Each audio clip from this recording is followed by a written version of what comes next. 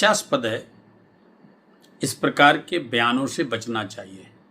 प्राकृतिक आपदा कभी भी कहीं पर भी आती है तो उसमें हम सबको, अगर हमारे अंदर मानवता का थोड़ा भी अंश है तो उनके साथ खड़े होकर के प्रयत्न करके उनको सहयोग करने का प्रयत्न करना चाहिए। लेकिन यदि ऐसी परिस्थिति में भी व्यक्ति उजूल फजूल बयान दे करके और उन लोगों की पीड़ा पर भी राजनीति करने का काम करते हैं या इस प्रकार के मुद्दे बनाने का काम करते हैं, यह बहुत निंदनीय है।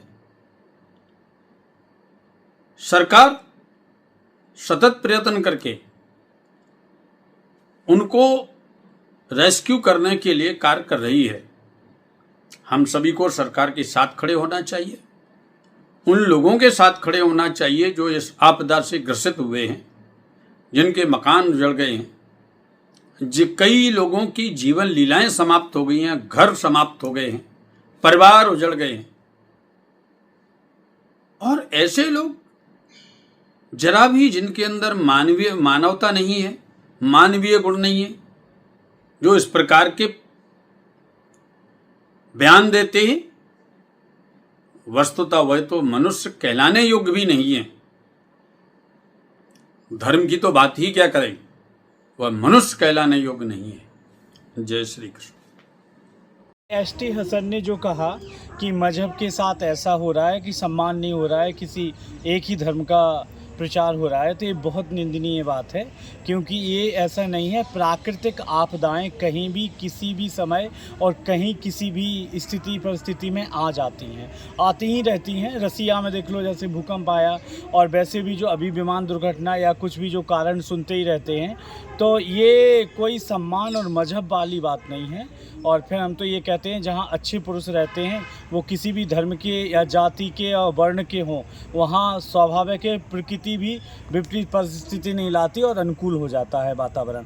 तो ये सम्मान वाली बात नहीं है। ये आपके लोगों का प्रभाव कैसा है इस पे भी कह सकते हैं, सम्मान का विषय नहीं है, ये प्राकृतिक आपदा है। एसटी हसन ने जो बयान दिया है वो बहुत ही बेतुका बयान है। ये जो उत्तराखंड में आपदा आई है ये प्राकृतिक आपदा है, ये कहीं पर भी आ सकती है। और रही बात सम्मान की, तो सम्मान तो उन्हीं को मिलता है जो अच्छा कार्य करते हैं, समाज सेवा करते हैं, देश के लिए कार्य करते हैं। जो व्यक्ति अपराध करेगा उसको सरकार सजा देती है, अपराधी की स्थान जेल में होती है।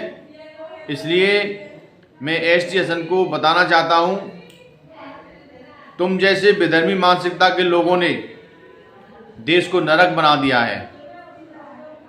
उत्तराखंड में जिस प्रकार गौमाता का कत्ल हो रहा है, जानवरों को मारकर खा रहे हैं, ये वही लोग हैं जो विधर्मी मानसिकता के लोग हैं।